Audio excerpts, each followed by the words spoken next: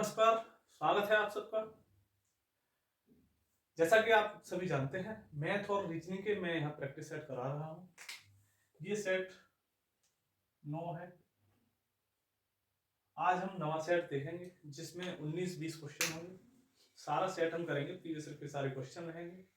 जो भी आपके क्वेश्चन आए हुए हैं वो आज हम यहाँ देखेंगे।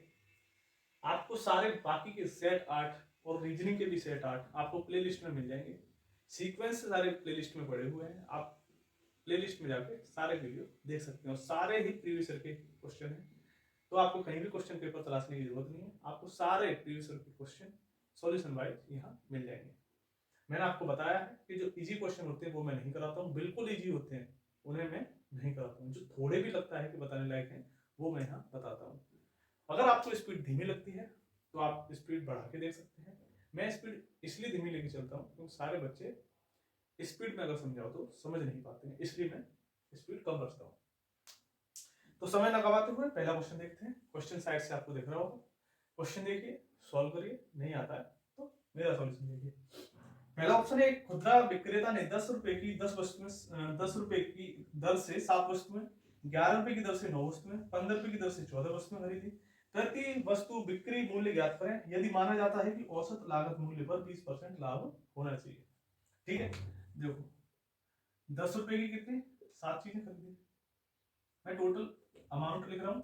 10 रुपए की 7 खरीदी 70 रुपए, 11 रुपए की 9 खरीदी 99 रुपए, और 15 रुपए की दर से 14 वस्तुएं खरीदी, यानी कि कितने हुए 15 और 70 और 4 210 रुपए।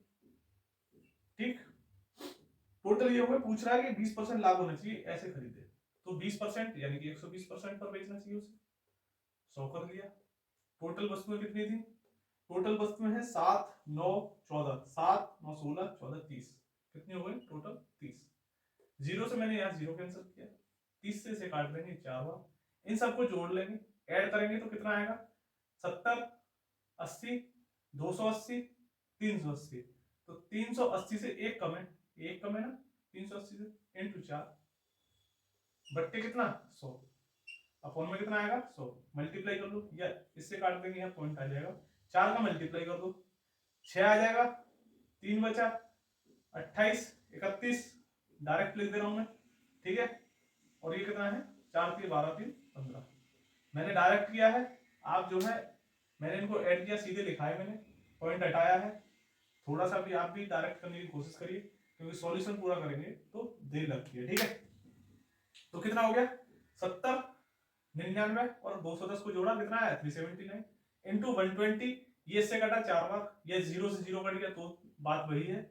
इंटू 4 करा, पॉइंट से यहाँ पॉइंट लग गया क्योंकि यहाँ पे 2 जीरो थे तो ये काट दिया, पॉइंट लग गया, इनको मल्टीप्लाई किया, कितना आया 15.16 रुपए। ठीक है, क्लियर, समझ में आया? अगला क्वेश्चन देखते हैं। अगला क्वेश्चन है, ए और बी 12 दिनों में काम करते हैं। ए बी कितने दिनों में? 12 दिनों में। बी और सी 16। इफिशियंसी के सवाल आपको आते होंगे। ए बी करते हैं 12 दिनों में, ये 16 दिनों में। ए और सी करते हैं 24।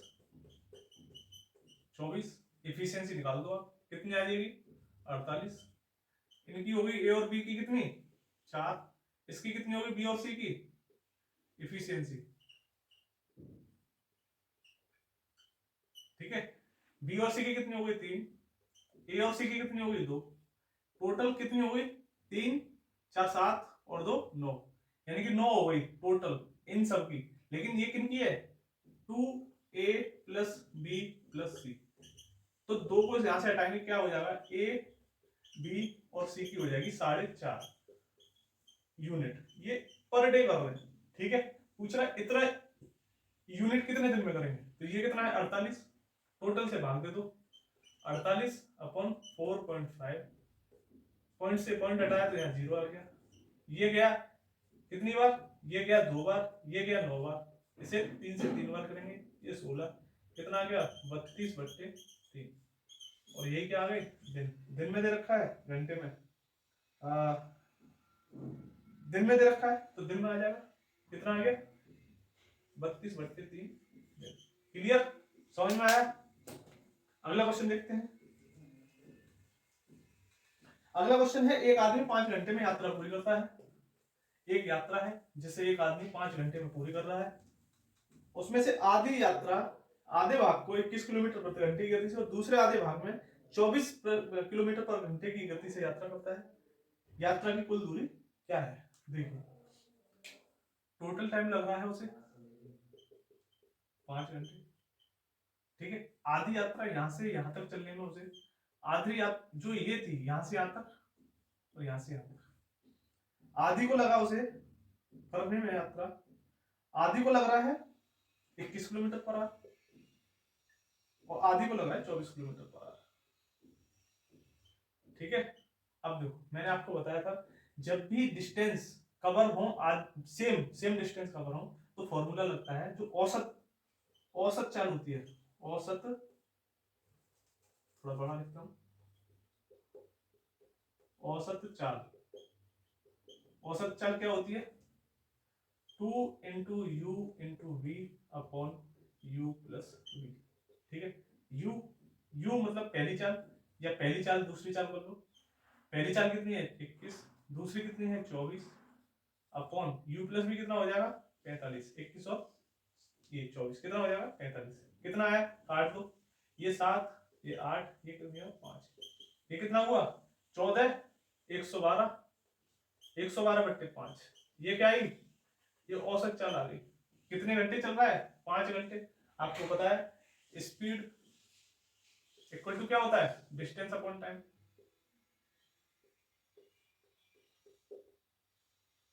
ठीक है, टाइम दे रखा है, डिस्टेंस पता कर लेंगे यहां से। तो डिस्टेंस क्या हो जाएगी?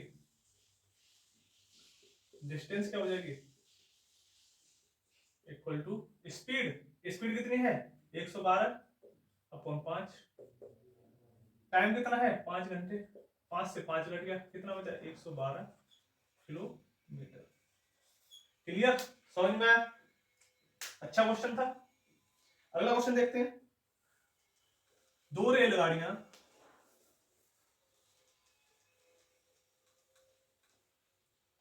दो रेलगाड़ियों की गति का अनुपात 5:6 है। दूसरी रेलगाड़ी, दो रेलगाड़ियां हैं जिनकी स्पीड का अनुपात 5:6 है। ठीक है, दूसरी रेलगाड़ी 5 घंटे में 450 किलोमीटर चलती है। जो दूसरी रेलगाड़ी है वो 5 घंटे में कितना चलती है? 450 किलोमीटर। कितने घंटे में? 5 5 घंटे में। तो कितनी होगी इसकी स्पीड? 90 किलोमीटर पर घंटा हो गई। और पूछ किसकी रहा है? पहली वाली की। ये पहली ट्रेन है, ये दूसरी ट्रेन है। दूसरी की कितनी है? 90। और रेशियो में कितने? 5:6, यानी कि 6 से 90 बन रहा है। कितने का मल्टीप्लाई हो रहा है? 15 का। तो यहां भी 15 का मल्टीप्लाई कर देंगे, यानी कि 6 रेशियो से 90 बना। 5 से कैसे करेंगे? 15 का मल्टीप्लाई कर देंगे तो ये हो जाएगा 75। तो इसकी स्पीड कितनी होगी? 75 किलोमीटर पर आवर। क्लियर? 6 की वैल्यू 90 है तो 5 की वैल्यू 75। ठीक है, रेशियो में बटा हुआ है तो 6 रेशियो जो था वो 90 के बराबर था, तो 5 रेशियो किसके बराबर हो जाएगा? 75 के बराबर। तो 75 किलोमीटर पर आवर पहली वाली ट्रेन की स्पीड होगी। अगला क्वेश्चन, एक आयताकार भूखंड की लंबाई इसकी चौड़ाई से 3 गुनी है। लंबाई जो है 3 गुनी है, यानी कि ये 3x है, ये x है। भूखंड का क्षेत्रफल 768 मीटर है। क्षेत्रफल क्या होता है?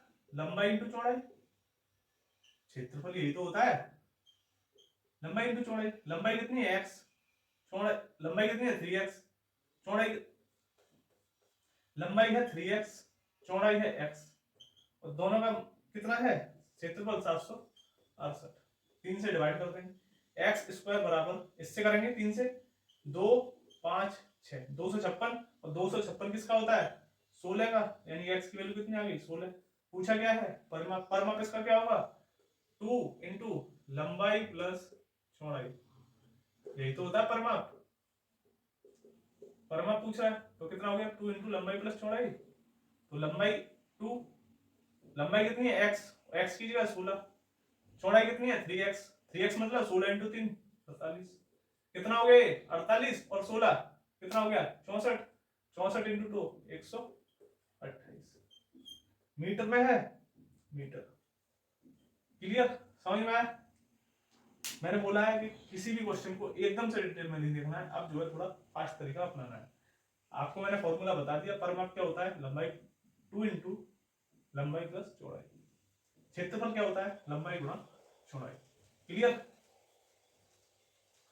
अगला क्वेश्चन देखते हैं। 3 अंकों की एक संख्या एबीसी है जिसमें ए 100वां स्थान है, ए 100वां स्थान, बी 10वां स्थान और सी 21 स्थान पर है। ठीक है, इस संख्या को ABC A B C A B C के रूप में पुनः लिखा गया तथा इसे 7 11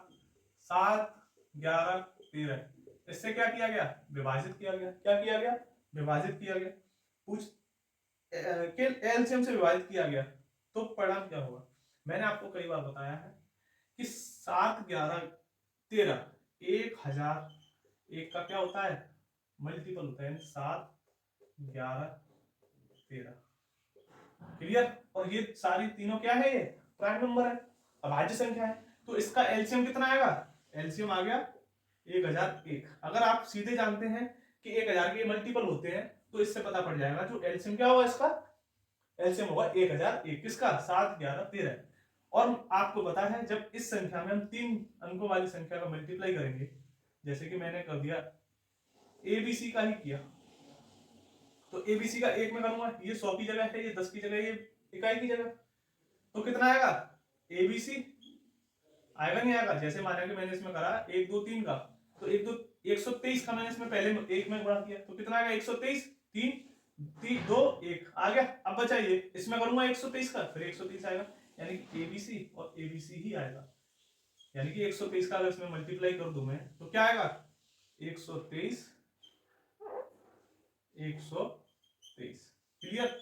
यानी कि एबीसी एबीसी यही आएगा। तो इसका मतलब क्या हुआ? जब इसे एबीसी से भाग देंगे, इसको जब एबीसी से भाग देंगे तो क्या आएगा? 1001। क्लियर? यही इसका क्या होगा? आंसर होगा। ठीक है, समझ में आया? एबीसी का एबीसी में भाग देंगे तो क्या आएगा? 1001। 1001 का मतलब एबीसी आएगा। ठीक है, 1001 ऑप्शन में क्या दे रखा है? एबीसी सीबीए या एबीसी, तो क्या आएगा? एबीसी। 1000 ऑप्शन में ऑप्शन दे रखे हैं, उसके हिसाब से देखेंगे तो क्या आएगा? एबी। अच्छा, एलसीएम से भाग देना है तो ये तो 1001 आ गया, लेकिन पूछ रहा है कि इससे भाग देना 1001 से, तो 1001 से भाग देना तो क्या आंसर आएगा? एबीसी। क्लियर? यानी कि इसको भाग देना है ए बी सी ए बी सी, इसको देना 1001 से भाग, तो इसको इधर ले आओ, बात वही है। तो क्या आएगा? A B C. एबीसी में ऑप्शन दे रखे थे, एबीसी सीबीए एएबी बीसीए, ये ऑप्शन दे रखे थे, तो इसका आंसर क्या होगा? A B C. क्लियर? समझ में आया? अगला क्वेश्चन देखते हैं।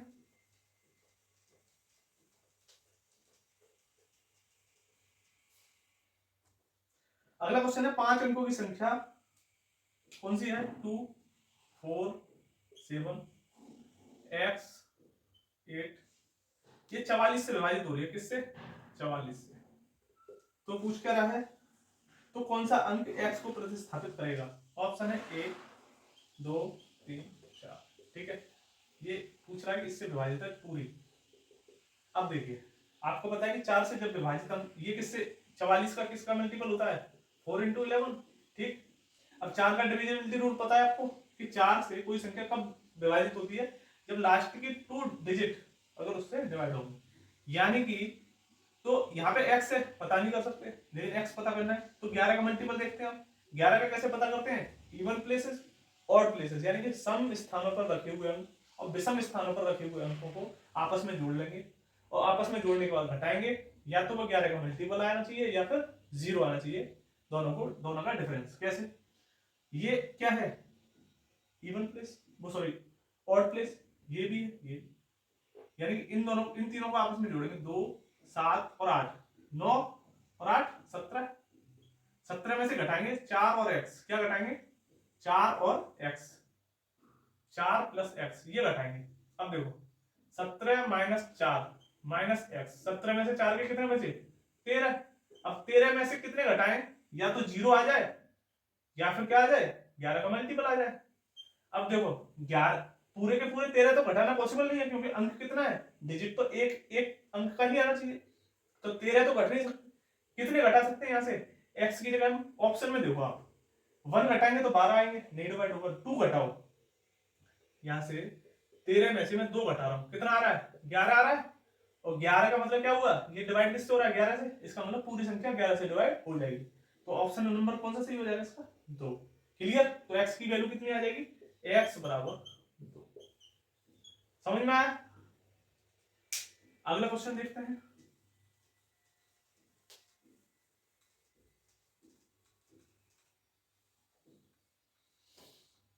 अगला क्वेश्चन है 256 के वर्गमूल और 16 के वर्गमूल के गुणनफल ज्ञात कीजिए, फिर परिणाम के वर्गमूल को ज्ञात करें। अब देखिए 256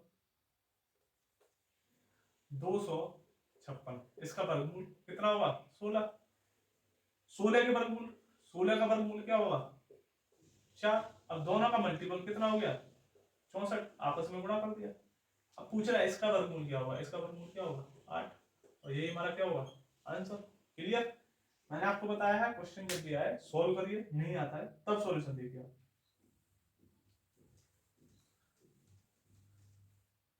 अगला है दो कुर्सियां एक मेज टेबल, चेयर टेबल कितने में खरीदी गई 170 रुपए में।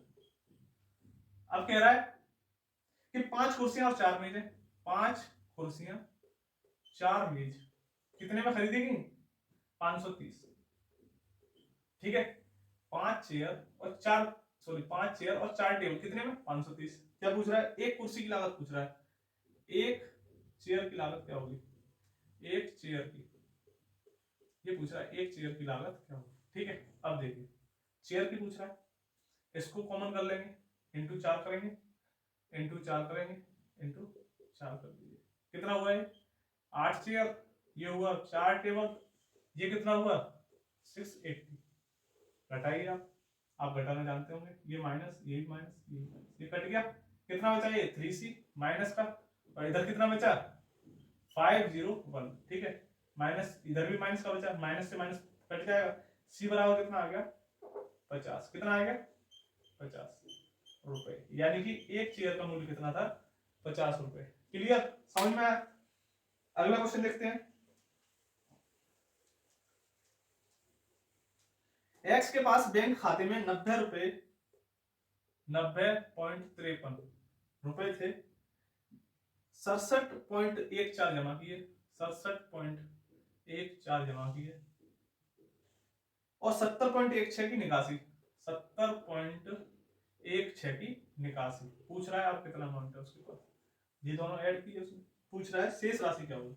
देखिए 4 3 7, 7 से 6 गया 1, 5 1 6 में से 1 गया 5, ये बचा 1, ये बचा 5, 7 और 7 9 6 15, 15 से 7 क्या 8, कितना राशि शेष रहा उसका 87.51 रुपीज, ये उसके खाते में रह गया। क्लियर, समझ में आया। अगला क्वेश्चन देखते हैं। दो संख्याओं का मासा यानी कि मासापा यानी कि HCF highest common factor, highest common factor HCF and LCM 2 और 72 है। HCF कितना है 2, LCM कितना है 72। बड़ी संख्या छोटी संख्या के दोगुना से 2 अधिक है, जो छोटी संख्या है वो बड़ी संख्या x है, इसके दोगुना से, बड़ी संख्या छोटी संख्या के दोगुना से, छोटी संख्या मान ली ये वाली है, तो इसके दोगुना से 2 अधिक है, ठीक है, ये वाली संख्या पहली, ये है x।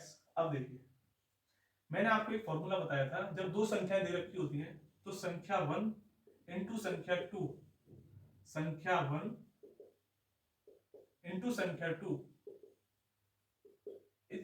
इक्वल टू क्या होता है LCM into HCF।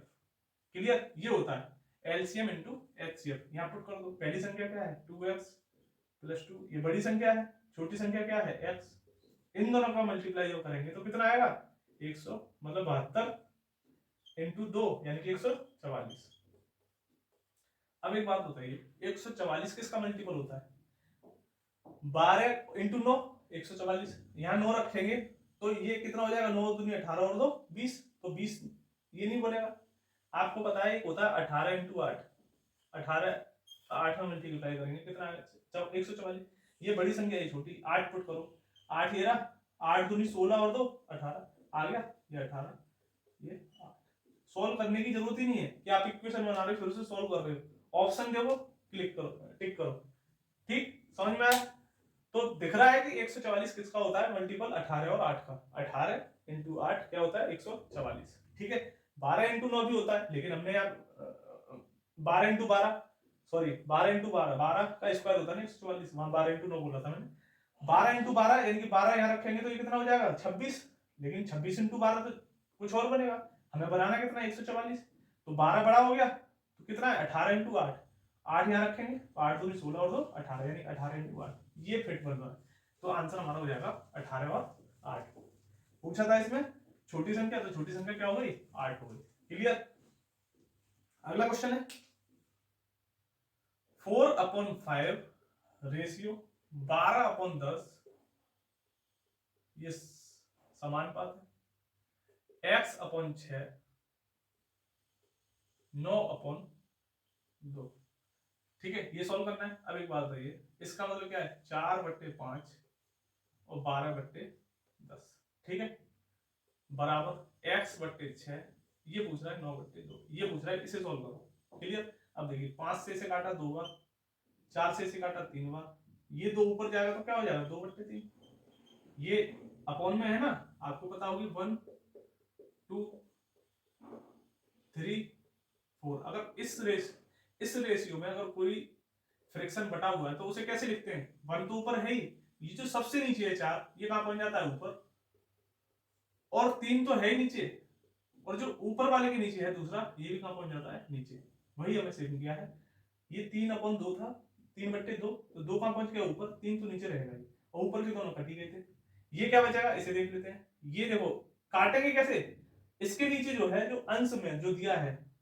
This upon this तो इसके डिनोमिनेटर में जो है वो इसके डिनोमिनेटर से कटेगा ना कि 6 से 9 कट जाएगा इसके ये तो मल्टीपल होते हैं एक दूसरे के तो 2 से ये कटा 3 बार कितना हो गया x/27 ठीक है 9 का 9 इंटू 3 हो जाएगा 3 से काट देंगे 9 x बराबर क्या हो जाएगा इसे क्रॉस मल्टीप्लाई करा x बराबर 18 क्लियर समझ में आगे देखते हैं।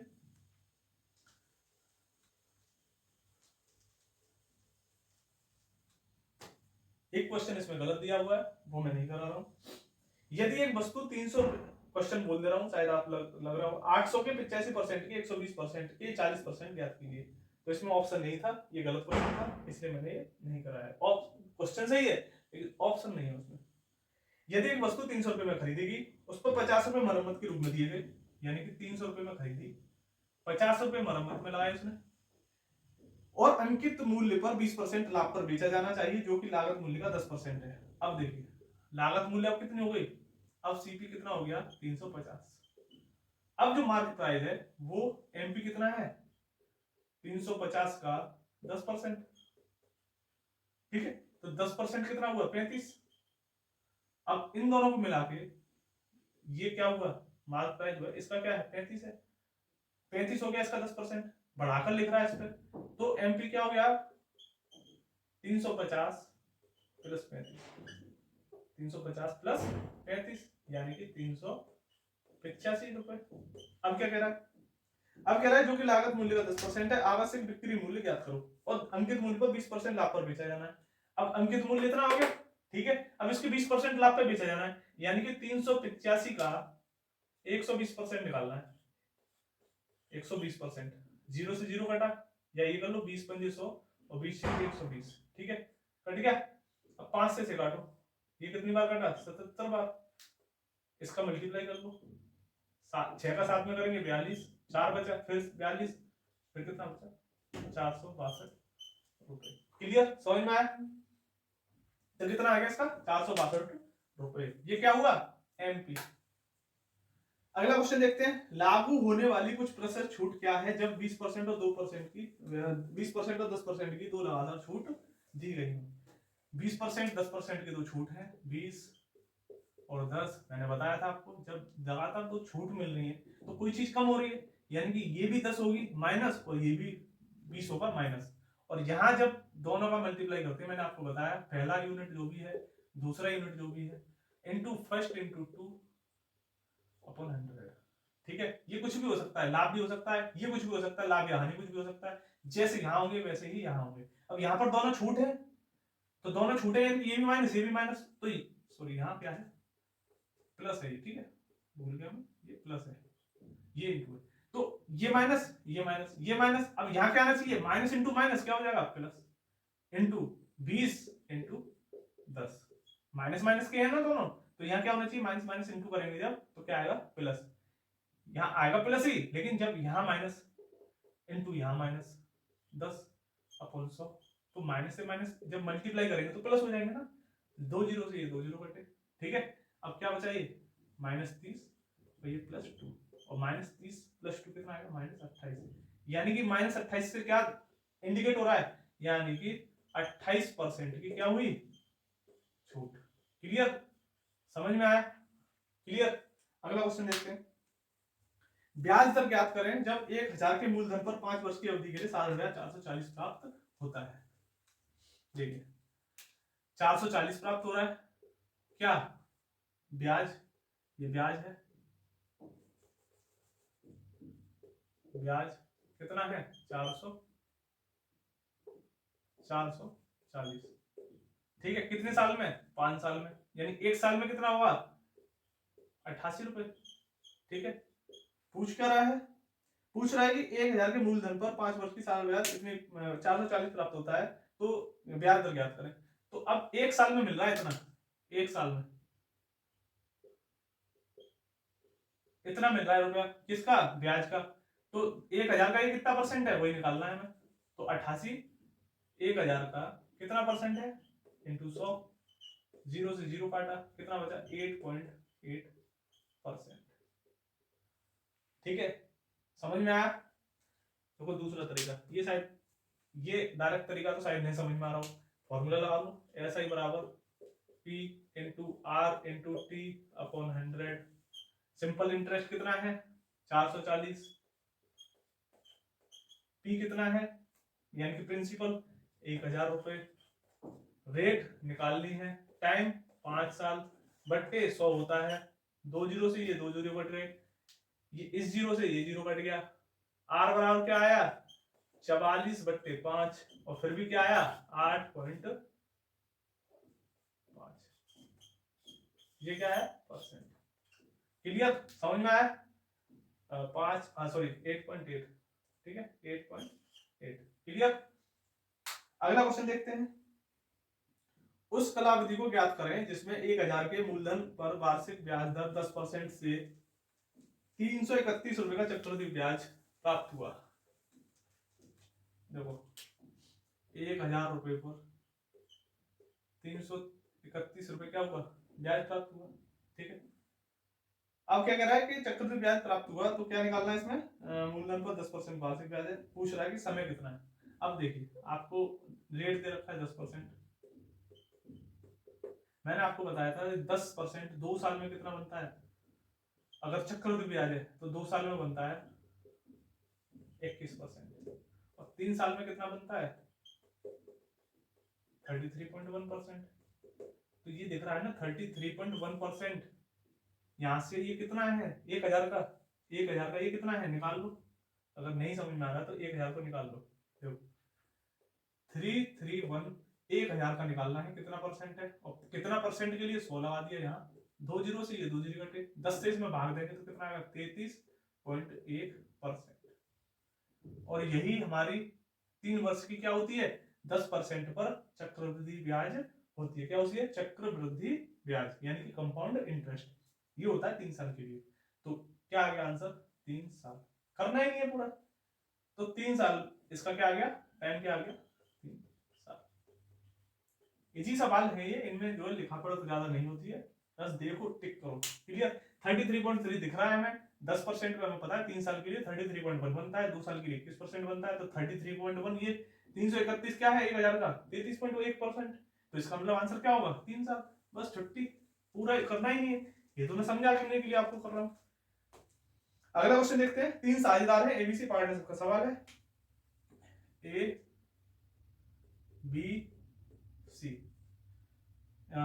लाभ कमाते हैं कैसे, 4 5 6, इस रेशियो में लाभ कमाया हमने। यदि लाभ में सी का हिस्सा ए की तुलना में 200 अधिक है, सी का हिस्सा ए की तुलना में कितना अधिक है, 200 अधिक है, तो ये कितना अधिक है, 2 रेशियो अधिक है, और 2 की वैल्यू कितनी है, 200, तो 1 की वैल्यू कितनी हो जाएगी, 100।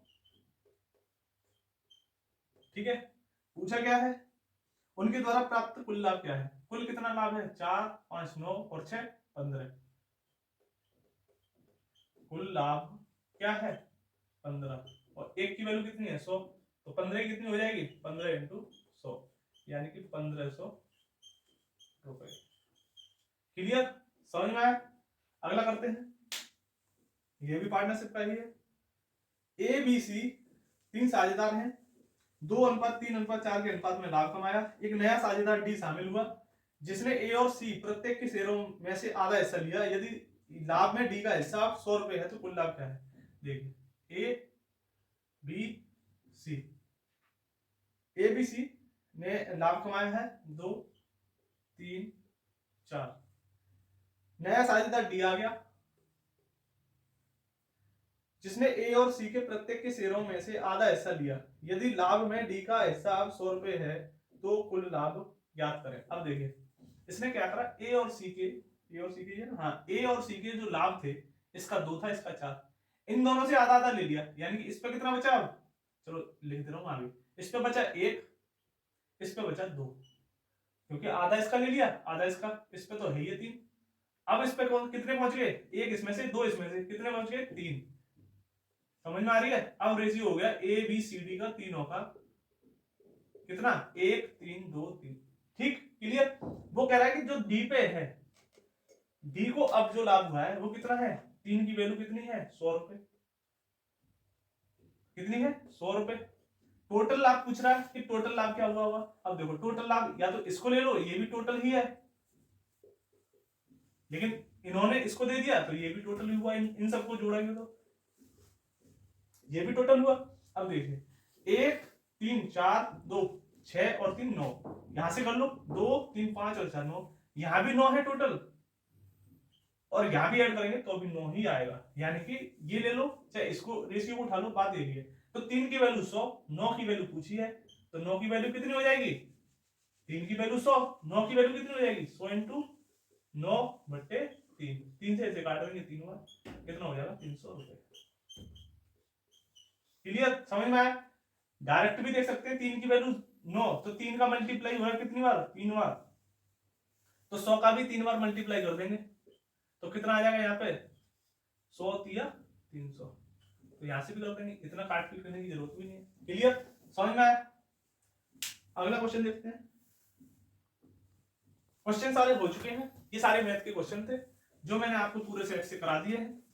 एक क्वेश्चन था जो मैंने आपको बता दिया, क्वेश्चन सही था, चलो क्वेश्चन देख भी लेते हैं। आप सोचोगे कि क्वेश्चन कौन सा था, कहीं गलत तो नहीं था, तो क्वेश्चन भी देख लेते हैं कौन सा था। 800 का, इसके ऑप्शन गलत थे, 85% का मतलब आपको बता चुका हूं, 120% के 120% के मतलब फिर मल्टीप्लाई 40% ज्ञात करो, 40%। अब देखिए परसेंट है, परसेंट का मैंने मतलब क्या बताया, 1/100, ठीक है। 120% परसेंट को हटाएंगे बट्टे 100, परसेंट है हटा देंगे बट्टे 100। क्लियर। अब देखिए 2 जीरो कट गए, ये 2 जीरो, 1 जीरो, ये 1 जीरो कट गया, बचा कितना 8 इंटू 5 लिख देता हूं 85 12 4 बट्टे 100। क्लियर। अब देखिए 4 से काटो 25 बार, 5 से काटो 5 बार, या फिर 10 से काटो 5 से काटो, चलो 17। ठीक है। अब देखो कितना हुआ, ये 12 और 8 का करेंगे कितना 96, इसे करेंगे 17 बट्टे 5। अगर मैं नीचे 2 का गुणा कर दूं, ऊपर भी 2 का गुणा कर दूं, ऐसे करना नहीं था, यही कर देना चाहिए था, लेकिन कोई दिक्कत नहीं, यहां कर दो तो नीचे तो हो जाएगा 10, जिससे कि पॉइंट लगा देंगे, भाग देने की जरूरत 5 से नहीं पड़ेगी, पॉइंट लगा देंगे आंसर हो जाएगा। तो कितना हो जाएगा 96 इंटू 34। अब यहां कर लो 96 34, ठीक है, कितना हो जाएगा 24 2 24 36 18 54 और 2 56 27 और 5 32। क्लियर? तो कितना आ गया 32 64 बट्टे 10। तो 10 को मैंने अभी बताया, 0 हटा देंगे, पॉइंट लगा देंगे। क्या आंसर आ जाएगा? आंसर क्या आ जाएगा 326.4। ये आंसर आ जाएगा। क्लियर? तो 800 का 85% का 120% का 40% क्या निकल के आया 326.4। क्लियर? समझ में आया? ये ऐसे मल्टीप्लाई जानते ही होगे आप करना। इन दोनों का क्रॉस मल्टीप्लाई किया, पहले इसका फिर इन दोनों का क्रॉस मल्टीप्लाई फिर इसका, और ये आंसर आ जाता है। क्लियर? समझ में आया? या आप अगर करना चाहो तो कैसे 100 से पहले कर दो तो 3400 हो गए, फिर 34 का 2 में करो 168, सॉरी 34 दूनी 68 और 68 दूनी कितने हो गए 70 दूनी 140 माइनस 4 140 माइनस 4 136। इसमें से घटा दो कितना हो गया 4 6 2 3 कितना है 32 64। क्लियर? 32 64 यहाँ है। समझ में आया? तो सारे क्वेश्चन करा दिए मैंने। जो क्वेश्चन मैं आपको बता रहा था ये क्वेश्चन था, ये वाला क्वेश्चन आप देख लीजिए, यहां से शुरू है ये क्वेश्चन। ठीक है, तो सारे क्वेश्चन हो चुके हैं। आज के लिए इतना ही, आगे के सेशन में फिर मिलेंगे। मैथ का ये सेशन 9 का सेट था, आगे 10वां बहुत जल्द करेंगे। तो आपको ऐसे ही जब तक आपका पेपर नहीं हो जाता डेली आपको यहाँ से प्रैक्टिस सेट मिलते रहेंगे। आज के लिए इतना ही, धन्यवाद।